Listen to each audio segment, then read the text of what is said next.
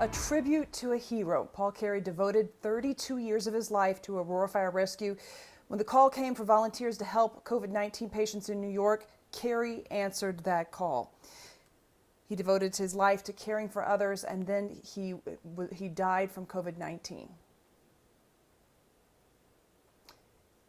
Good evening, and thank you for joining us. I'm Jacqueline Allen. And I'm Jason Grenauer. Right now, Cary's casket is at the Olinger Funeral Home in Denver. Hundreds of first responders led his casket from DIA tonight to his final stop. That's right. Lance Hernandez is live for us now from that procession. Lance.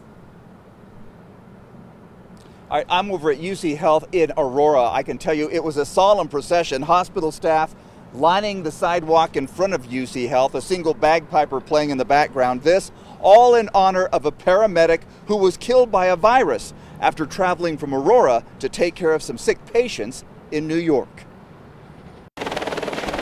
Two medical helicopters arrived here at University of Colorado Hospital ahead of the procession in honor of Paul Cary, a retired Aurora Fire Rescue paramedic who lost his life trying to save other lives.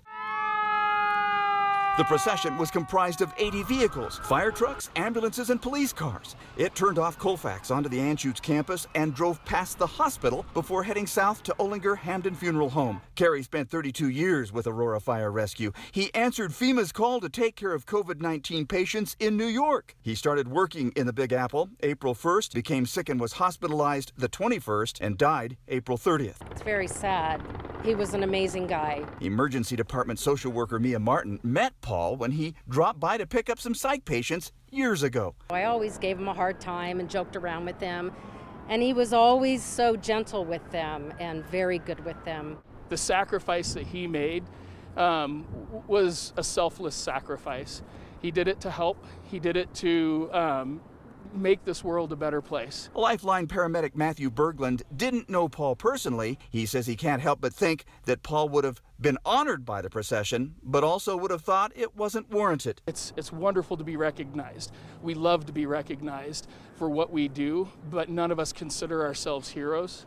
This is what we do. Paul Cary is survived by 2 sons and 4 grandchildren. And Mr. Cary's remains have arrived at the funeral home, the Olinger Hamden Funeral Home on the south side of the city. There is still a ceremony going on over there right now. New York City Mayor Bill de Blasio also paid tribute to Paul Cary's sacrifice. He said it was very brave for that Aurora paramedic to leave his home here in Colorado and to go take care of sick people during the height of the pandemic in New York. In Aurora, Lance Hernandez, Denver 7.